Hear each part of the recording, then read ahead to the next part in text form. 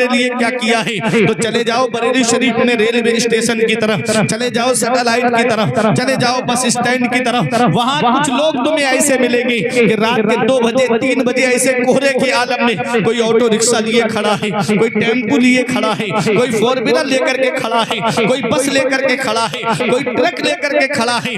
बेटा मोबाइल चला के बिस्तर पे आराम से सो गया, बाप ऑटो लेकर के रात में घूम रहा है कि 4 पैसे जमा हो जाएंगे, मेरे बेटे की पढ़ाई में काम आएंगे, मेरे बेटे की खर्चे में काम आएंगे, मेरे बेटे की तालीम में काम आएंगे, मेरे बेटे के खर्चे में काम आएंगे। याद रखना नौजवानों, ये स्कूल की फीस भरने वाला एक बाप है, ये कोचिंग की फीस भरने वाला एक बाप है, ये यूनिवर्सिटी की फीसें भरने वाला एक बाप है, अरे ये कॉलेज की फीसें भरने वाला एक बाप है, डॉक्टर बनाने वाला एक बाप है, मास्टर बनाने वाला एक बाप है, प्रोफेसर बनाने वाला एक बाप है, इंजीनियर बनाने वाला एक बाप है, आलिम बनाने वाला एक बाप है, हाफिज बनाने वाला एक बाप है, कारी बनाने वाला एक बाप है। एक जवाब देता है, बेटा तू मन लगा के पढ़ना, जितनी जरूरत पड़ेगी तेरा बाप अभी मौजूद है, अभी तेरा बाप तुझे खर्चे के लिए देने के लिए तैयार है। अल्लाह अकबर, दूसरों के खेतों में काम करता है बाप, तब भी स्कूल की फीस भरता है बाप, दूसरों के घरों में काम करता है बाप, फिर भी स्कूल की फीसें भरता है एक बाप। आज बेटा पढ़ लिख करके आला डिग्री हासिल करके अगर किसी जॉब पे पहुंच जाता है तो वही बेटा माँ बाप से दूर नजर आता है, वही बेटा आज पेड़ गांव में रह गए और फल शहर में पहुंच गए। अल्लाह अकबर, कितने माँ बाप हैं जो बकरा ईद के मौके पे इंतजार करते, काश मेरा बेटा घर पे आ जाता, ईद के मौके पे इंतजार करते, काश बेटे के कदम घर में आ जाते, रमजान के महीने में इंतजार करते, एक रोजा बेटा मेरे साथ बैठ करके खोल लेता, शबे बारात के मौके पे इंतजार करते, काश मेरा बेटा इस त्योहार पे घर पे आ जाता। बेटा है कि अपनी जिंदगी अलग जीने की कोशिश कर रहा है। याद रखना मेरे अजीजों, एक दिन आएगा कि जिस दिन बाप की चारपाई घर से उठ जाएगी, उस दिन एहसास होगा कि आज कितना बड़ा साया मेरे घर से चला गया, आज कितनी बड़ी सपोर्ट मेरे घर से चली गई। बाप कुछ ना करे, सिर्फ घर में बैठा रहे, फिर भी औलाद को सहारा होता है कि मेरी पीठ पर मेरे बाप का हाथ रखा हुआ है। हमारे बुजुर्गों ने कहा, बाप आंगन में लगे हुए पेड़ की तरह होता है। जब शिद्दत की गर्मी पड़ती है, जब शिद्दत की धूप पड़ती है, जब गरम गरम लू के थपेड़े होठों को खुश्क कर देते हैं, ऐसे आलम में, गर्मी के आलम में आप पेड़ के नीचे कुर्सी डाल के बैठो, सुकून मिल जाएगा। पेड़ के नीचे चारपाई बिछा के लेट जाओ, तुम्हें नींद आ जाएगी। हमारे बुजुर्गों ने कहा, बाप आंगन में लगे हुए पेड़ की तरह होता है जो सारी परेशानी अपने ऊपर ले लेता है, लेकिन अपनी औलाद तक परेशानी पहुंचने नहीं देता। जिस दिन वो पेड़ आंगन से उखड़ गया, उस दिन धूप भी परेशान करेगी, गरम गरम लू के थपेड़े भी परेशान करेंगे। ऐ ज़िया माँ बाप के साए की ना कदरी ना कर, ऐ ज़िया माँ बाप के साए की ना कदरी ना कर। धूप काटेगी बहुत जब ये शजर गिर जाएगा, धूप कैसी भी हो साया नहीं खोने देता, धूप कैसी भी हो साया नहीं खोने देता, राह कैसी भी हो बेबस नहीं होने देता। बेच के अपना लहू चाहे वो रोटी लाए, बाप औलाद को भूखा नहीं सोने देता। बेच के अपना लहू चाहे वो रोटी लाए, बाप औलाद को भूखा नहीं सोने देता। खुशियों के लिए भेजते हैं बच्चे अरब हम, खुशियों की घड़ी आई तो बच्चे नहीं आए। पैसों के लिए भेजते हैं बच्चे अरब हम, खुशियों की घड़ी आई तो बच्चे नहीं आए। किस काम की परदेश में फिर ऐसी कमाई जब माँ के जनाजे पे ही बेटे नहीं आए। किस काम की परदेश में फिर ऐसी कमाई जब माँ के जनाजे पे ही बेटे नहीं आए।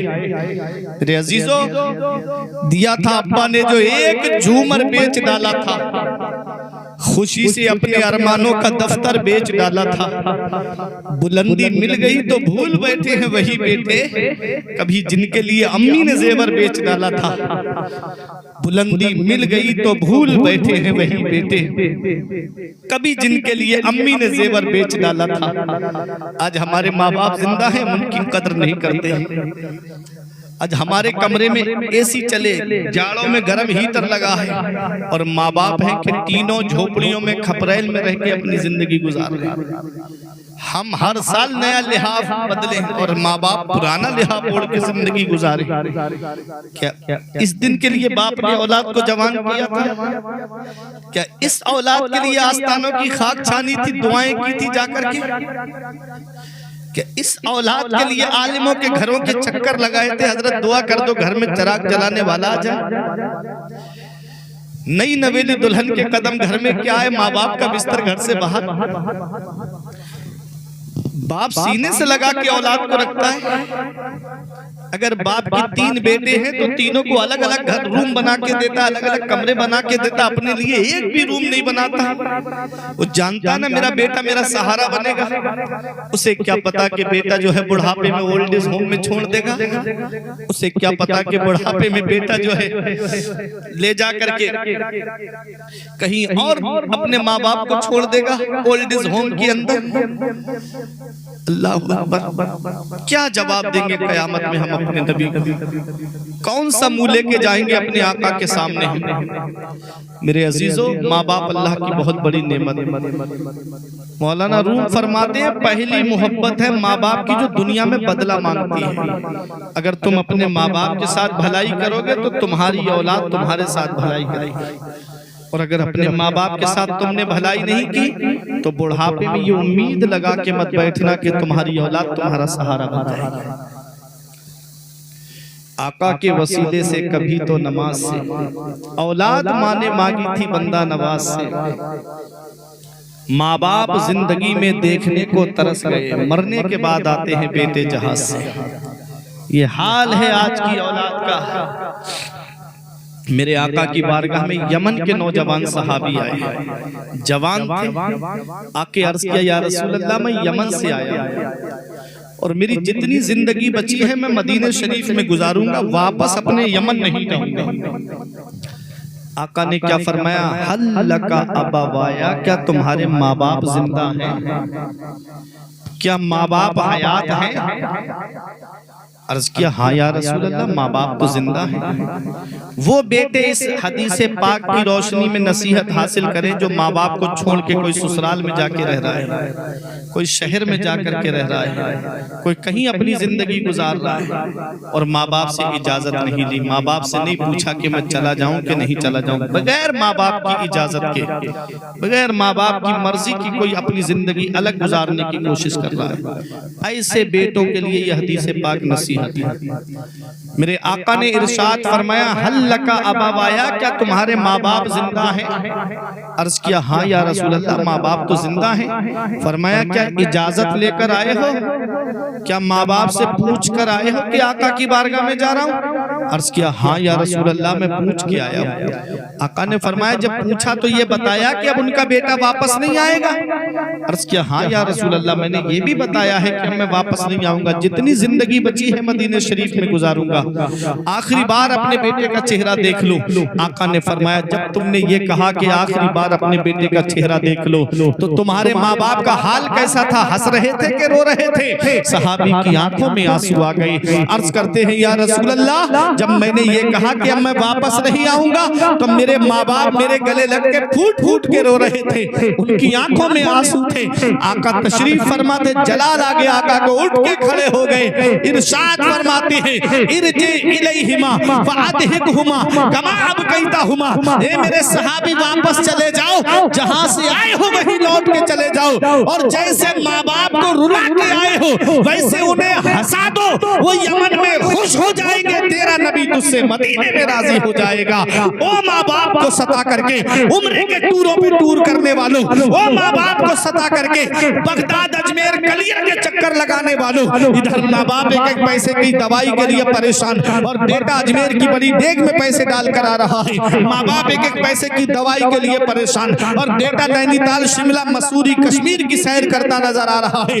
आका फरमाते हैं जिससे उसके माँ बाप राजी उससे अल्लाह राजी, उसका रसूल राजी, और जिससे उसके माँ बाप नाराज उससे ना अल्लाह राजी ना उसका रसूल राजी। घर में रूठे हुए माँ बाप को मना लो, वो हाथ उठा के दुआ करेंगे। आका फरमाते हैं माँ बाप की दुआ औलाद के हक में ऐसे कबूल होती है जैसे नबियों की दुआ उम्मत के हक में कबूल होती है। घर में बरकत नहीं तो माँ बाप से दुआएं कराओ, कारोबार में बरकत नहीं तो माँ बाप से दुआएं कराओ, प्रॉपर्टी में अगर बरकत नहीं है तो माँ बाप से दुआएं कराओ। मेरे सर से मेरी सारी मुसीबत टाल देती है मेरी माँ, मेरे दामन में दुआएं डाल देती है। परेशान हो अंधेरों से तो जाओ माँ के कदमों में, वो जब चाहे मुकद्दर में उजाले डाल देती है। दुआएं कराया करो अपने माँ बाप से, दुआएं लिया करो माँ बाप की। ये माँ बाप की दुआएं हैं, बड़े बड़े हाथ से टल जाते हैं। बेटा तो बाहर चला गया, उसे नहीं पता। ये माँ है जो हाथ उठा के दुआ करती रहती, मौला मेरे बेटे को सलामत रखना, मेरे बेटे को सलामत रखना। हजरत मूसा अला नबीना अलैहि सलातो वस्सलाम जब कोहे तूर पे पहुंचे रब से बात करने, रब से कलाम करने, तो अचानक से आपका पैर फिसला तो रब की बारगाह से जवाब आया, पैगंबर संभल के आया करो, संभल के आया करो। अर्ज किया मौला इतनी रातों में आया, तन्हाइयों में आया, तूने कभी नहीं फरमाया मूसा संभल के आया करो, आज क्यों फरमाया? रब की बारगाह से जवाब मिला, मूसा जब तुम घर से निकलते थे तुम्हारे पीछे माँ हाथ उठा के दुआ करती थी तुम्हारी, मौला मेरे बेटे को सलामत रखना। आज दुआ करने वाले हाथ नहीं रहे, तुम्हारी माँ का इंतकाल हो गया। अल्लाह अकबर। मेरे अजीजों, ये माँ बाप की दुआएं हैं जो हाथ से टाल देती हैं। ये माँ बाप की दुआएं हैं जो बड़ी बड़ी परेशानियों से बेटा निकल जाता है। बस अपने माँ बाप की दुआएं लिया करो, अपने माँ बाप के करीब बैठ करके उनसे दुआएं हासिल किया करो। मेरे अजीजों, माँ बाप की दुआएं, वो माँ बाप की दुआ से अल्लाह ताला ने कितनों को वली बना दिया। बायजीद बुस्तामी को विलायत मिली है तो माँ की दुआ के वसीले से मिली है। इमाम बुखारी जो इतने बड़े इमाम बने, जिन्होंने बुखारी शरीफ को लिखा है, ये माँ ही की दुआ का तो नतीजा है। उनकी तो आंखों की रोशनी चली गई थी बचपन में, तब माँ ने रो रो के दुआएं की थी, मौला मैंने तुझसे बेटा मांगा था, तूने बेटा दिया मौला, लेकिन बेटा ऐसा दिया है कि उसकी आंखों की रोशनी चली गई। मेरी मर्जी तो ये थी कि तेरे दीन का काम करेगा, ये इल्मे हदीस का काम करेगा, अब ये अपना काम नहीं कर सकता मौला, तो इल्मे हदीस का काम क्या करेगा? मौला मेरे बेटे की आंखों की रोशनी वापस कर दे। अल्लाह अकबर। माँ रो रो के दुआएं करती थी। तड़पता है कोई बच्चा तो माँ का दिल तड़पता है, और जब माँ तड़पती है तो फिर जमजम निकलता है।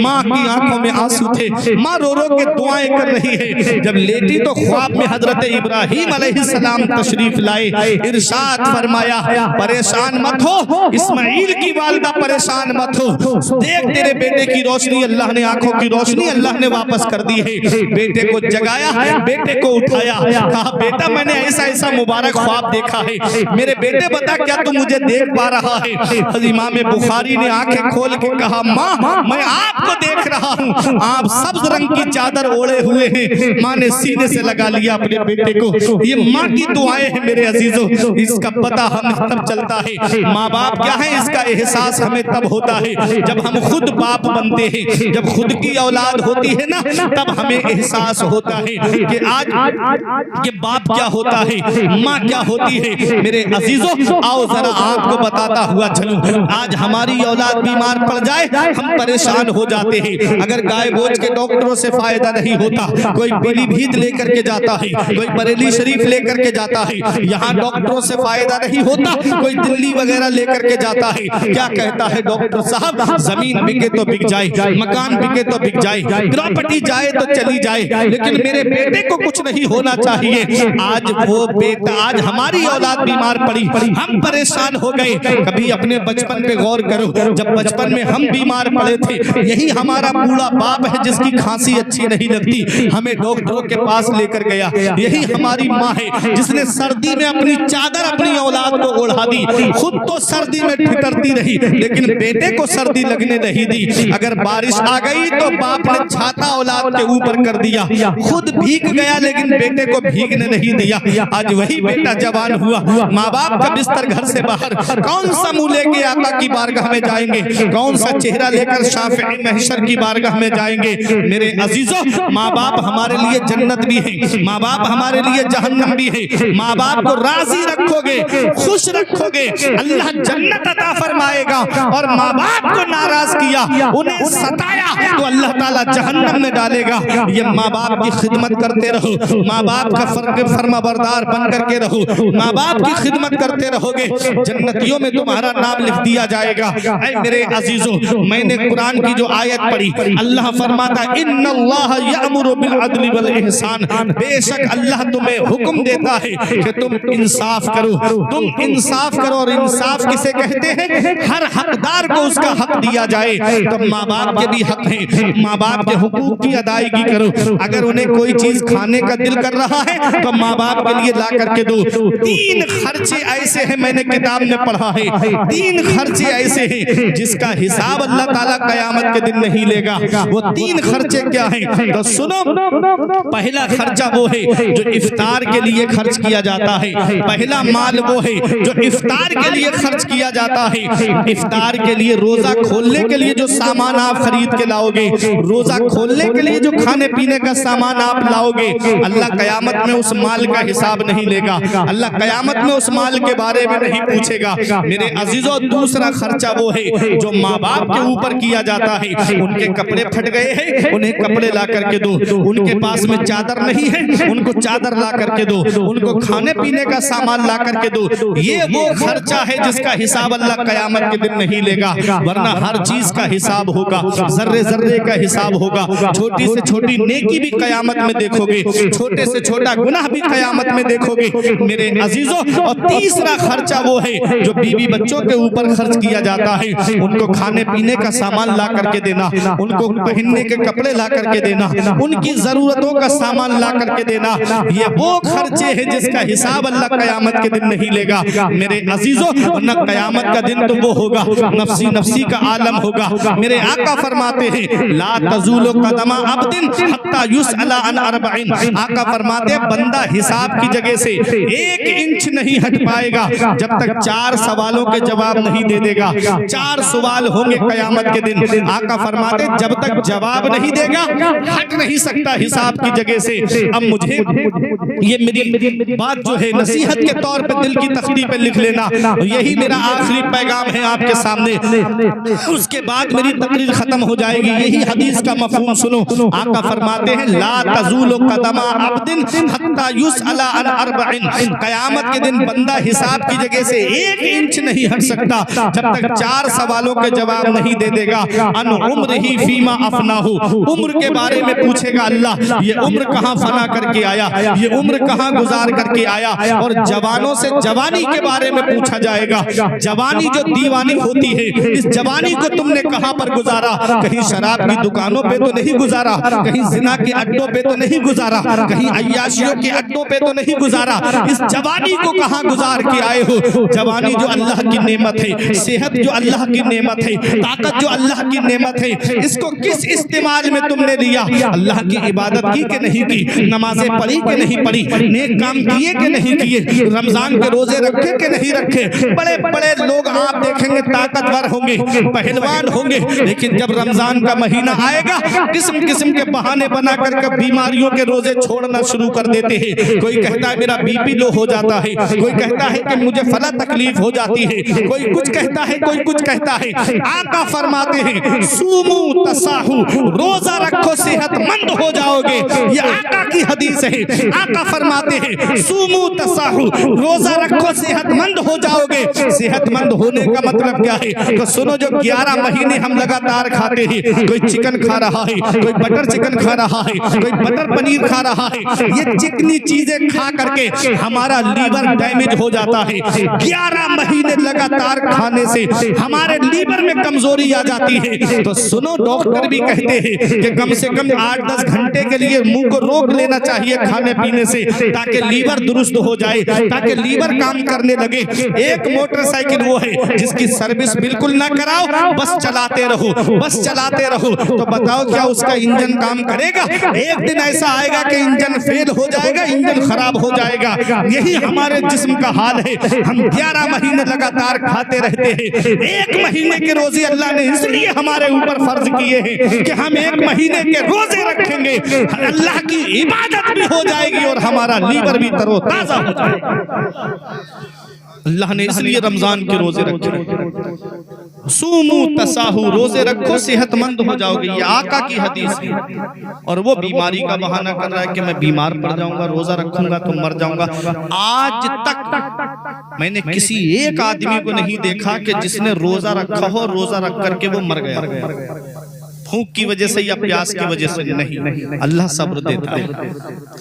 ऐसे लोग भी मैंने देखे रमजान शरीफ के रोजा, अभी जो गर्मियों में रोजे गुजरे, अब तो बहुत अच्छे मौसम में आ रहे हैं रोजे, शिद्दत की गर्मी में मैंने खुद देखा। एक जगह मैंने इमामत की है, मैंने भी देखा फजर की नमाज पढ़ के जाता सीधा खेत पर और भैंसों के लिए वो चरी काट के लाता, फिर उसको खांदता सुबह सुबह, फिर दूध लेकर के मंडी जाता, जोहर के टाइम आता, जोहर की नमाज पढ़ता, फिर उसके बाद जानवरों के लिए चारा लेने चला जाता। इतनी मेहनत करने वाला आदमी तरोताजा, बहुत मुश्किल काम है। खेतों पे जाना, लाना, फिर खाना, फिर खिलाना उनको, फिर उनको देखना, फिर ये कोई आसान काम है? लेकिन रमजान शरीफ के महीने में रोजे रखे।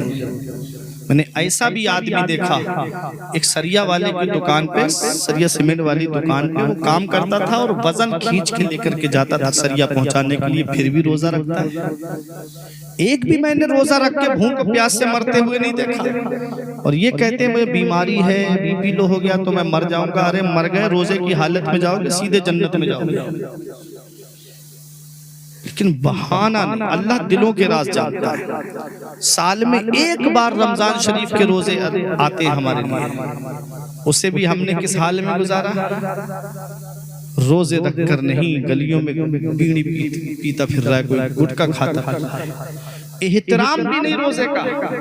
अरे दूसरे लोगों का रोजा है, उसका भी एहतराम नहीं उनके सामने। ये मुसलमानों का हाल है। गैर मुस्लिमों की दुकान पे जाओ, उन्हें अगर कुछ खाना होगा तो वो देखते मुसलमान है, इसका रोजा होगा तो छुप के अंदर जाके वो खाते हैं, दिखाते नहीं मुसलमान को।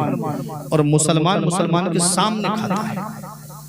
ये मुसलमानों का वज़ा में तुम हो नसारा तो तमद्दुन में हुनूद। ये मुसलमान है जिन्हें देख के शर्माए यहूद। यूं तुम मिर्जा भी हो, सैयद भी हो, अफगान भी हो, तुम सभी कुछ हो बताओ के मुसलमान भी हो। ये हाल आज के मुसलमानों का। मेरे अजीजों, मेरे आका फरमाते हैं जवानों से जवानी के बारे में पूछा जाएगा। जवानी जो दीवानी होती है, इसे कहाँ गुजारा? जिम में जाकर के 50 किलो वजन उठा लेना बहादुरी नहीं है। फजर के वक्त लिहाफ हटा देना, ये सबसे बड़ी बहादुरी है। फजर के वक्त वुजू करके मस्जिद में हाजिर हो जाना ये सबसे बड़ी बहादुरी है। आका फरमाते हैं माल के बारे में पूछा जाएगा। माल कहाँ से कमाया, खर्च कहाँ किया? क्या पूछेगा अल्लाह कयामत में? माल के बारे में, पैसे के बारे में पूछेगा। ये कमाया कहाँ से? हराम तरीके से तो नहीं कमाया, सूद ब्याज के जरिए तो नहीं कमाया। ये कमाया कहाँ से? किसी की जमीन पर नाजायज कब्जा करके तो दौलत नहीं कमाई। कहीं एक एक प्लाट 2-2, 3-3 लोगों के नाम बेच करके तो पैसा नहीं कमाया। पैसा कहाँ से कमाया पूछेगा अल्लाह कयामत के दिन। और फिर दूसरा सवाल, ये खर्च कहाँ किया? हराम कामों में तो खर्च नहीं किया, डांस पार्टियों में तो पैसा नहीं लुटाया, बैंड बाजों में तो पैसा नहीं लुटाया, नाचने वाली रक्कासा के ऊपर तो पैसा नहीं लुटाया। पूछेगा अल्लाह कयामत के दिन। अभी इधर बदायूं साइड, कासगंज साइड में एक उर्स हुआ मजार पे माज़अल्लाह।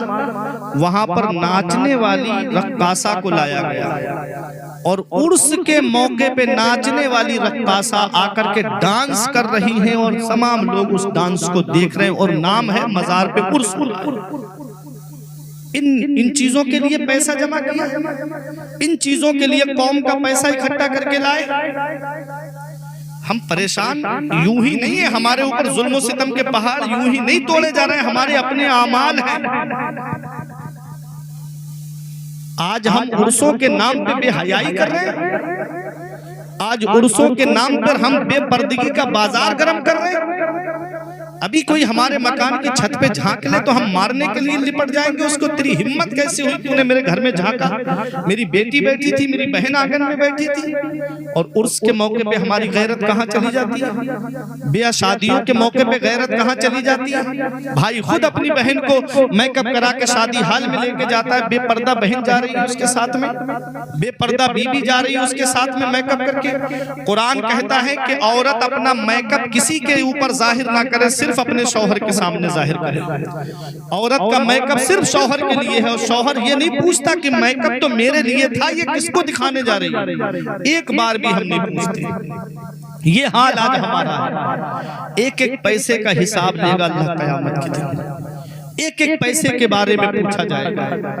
ऐसे ऐसे मुकाबले चल रहे हैं माज़अल्लाह, ऐसे ऐसे फहिश मुकाबले, और नाम है उर्स कर रहे हैं हम अल्लाह के वली का। उसमें बेहुदा शेर पड़े जा रहे हैं। हमारी बहन बेटियां देख रही हैं, माएँ देख रही हैं, और वो वहां मुकाबले, अय्याशी वाले मुकाबले चले। आज कितनी मुस्लिम बेटियां इर्तिदाद की तरफ चली गई, कितनी मुस्लिम बेटियां मुर्तद्दा हो गई। आज कभी एक आंसू हमारी आंख से नहीं निकलता। बस हम सोचते हैं कि हम तो बहुत अच्छा काम करने जा रहे हैं, क्या ये अल्लाह के वली राजी हो जाएंगे अगर ऐसे कामों में पैसा हम खर्च करेंगे? क्या अल्लाह के वली हमसे खुश हो जाएंगे कयामत के दिन अगर हम ऐसे कामों में पैसा खर्च करेंगे? सोचना थोड़ी देर के लिए घर जाकर के कि मैं पैसा खर्च कहाँ करूँ। मस्जिद में अगर कोई सफ की जरूरत है तो सफ ला करके रखो, वहां पैसा खर्च करो। मस्जिद में अंधेरा है, बल्ब लगा दो ला करके, वहां पैसा खर्च करो। टंकियों में लोग सर्दी में गर्म ठंडे पानी से वुजू करते हैं, दिक्कत होती है नमाजियों को, गर्म पानी का इंतजाम कर दो।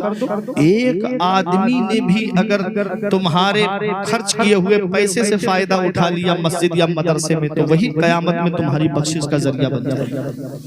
हम पैसा कहाँ लुटा रहे हैं, हम पैसा कहाँ खर्च कर रहे हैं? हलाल कमाई का 1 रुपया अगर कब्र के अंदर गिर जाए, तख्ते लगा दिए जाए, तो शरीयत का हुक्म है कि तख्ते हटा करके वो हलाल कमाई का 1 रुपया निकाला जाए। हम हजारों रुपये ऐसे ही उड़ा देते हैं, हम लाखों रुपये ऐसे ही खर्च कर देते हैं। सोचना मरने के बाद कब्र के अंदर जाना है, हिसाब मुझे देना है, हिसाब मुझे अपने आमाल का देना है। आज घर में जाओ तो कमरे के अंदर बंद लेट करके लाइट बुझा करके एक तसव्वुर करना कि मैं मर चुका हूँ और मेरा वो कीमती लिबास जो मैं कई शोरूम घूम के खरीद के लाया था वो मेरे बदन से उतर भी नहीं रहा है, उसे कैंची से काट के उतारा जा रहा है। फिर तसव्वुर करना कि मुझे तख्ते पे लिटा दिया गया है, गुस्ल दिया जा रहा है। फिर तसव्वुर करना कि मुझे कफन पहनाया जा रहा है। फिर तसव्वुर करना कि कफन पहनाने के बाद मेरे घर वालों से कहा जा रहा है कि आखिरी बार अपने अजीज का चेहरा देख लो। बीबी से कहा जा रहा है कि महर माफ कर दे। माँ से कहा जा रहा है कि इसका दूध माफ कर दो। बाप से कहा जा रहा है आखिरी बार अपने जिगर के टुकड़े का चेहरा देख लो। औलाद से कहा जा रहा है कि आखिरी बार अपने बाप का चेहरा देख लो, अब ये चेहरा देखने को नहीं मिलेगा। मेरे घर वाले रो रहे हैं, आंखों में आंसू है। फिर 4 लोग उठा के मुझे कब्रिस्तान लेकर जा रहे हैं, रास्ते में नमाज जनाजा और एक कब्र के अंदर मुझे लिटा दिया गया। तसव्वुर करना गाय बोझ वालों, तसव्वुर करना उर्स में आने वालों कि अब तख्ते लगा दिए गए हैं, कब्र के अंदर मैं अकेला लेटा हूँ। 2 फरिश्ते आए और आकर के मुझे झंझोड़ के उठा के कहते मर रब्बो का, तेरा रब कौन है? अब इस काली कोठरी में मेरा बाप वापस आ गया, मेरा भाई वापस आ गया, मेरे रिश्तेदार वापस आ गए, जो दोस्त मेरे लिए जान छिड़कते थे वो दोस्त भी वापस आ गए। अब कब्र के अंदर मैं अकेला लेटा हुआ हूँ, अब मुझे अपना हिसाब देना है, अब मुझे जवाब देना है। बताओ मुझे, अगर ये तसव्वुर आ जाए इंसान के पास तो क्या वो हराम कामों की तरफ जाएगा? अगर ये तसव्वुर आ जाए इंसान के पास तो क्या कभी वो जिना और शराब के करीब जाएगा? अगर ये तसव्वुर आ जाए इंसान के पास तो क्या कभी वो गुनाहों के कामों की तरफ जाएगा? वजह कि आज हम भूल गए कि मरना है, हमें कब्र के अंदर जाना है। हम भूल गए कि मरने के बाद हमको कब्र के अंदर जाना है। मेरे अजीजों, मूतू कबला अन तमूतू, मरने से पहले मरने की तैयारी करो। अपने माल को जहां मसरफ है वहां पर खर्च करो। मैंने कुरान की आयत पढ़ी, इन्नल्लाह यअमुरु बिल अदल वल इहसान व ईताइ ज़िल कुर्बा व यनहा अनिल फहशाइ वल मुनकरी वल बग़य यईज़ुकुम लअल्लकुम तज़क्करून। अल्लाह फरमाता है बेशक अल्लाह हुक्म देता है इंसाफ का, एहसान का, भलाई का और रिश्तेदारों रिश्तेदारों को उनके हक अदा करने का, और वो तुम्हें रोकता है बेहयाई से, बुरी बातों से और किसी पर जुल्म करने से। ये नसीहत है तुम्हारे रब की ताकि तुम ध्यान दो। तो अपने रब के फरमान पर अमल करो, अपने रब के बताए रास्ते पे चलो। फिर किसी मौके पे भाई उर्स की महफिल है, हो गया वक्त काफी हो गया, सर्दी का मौसम है।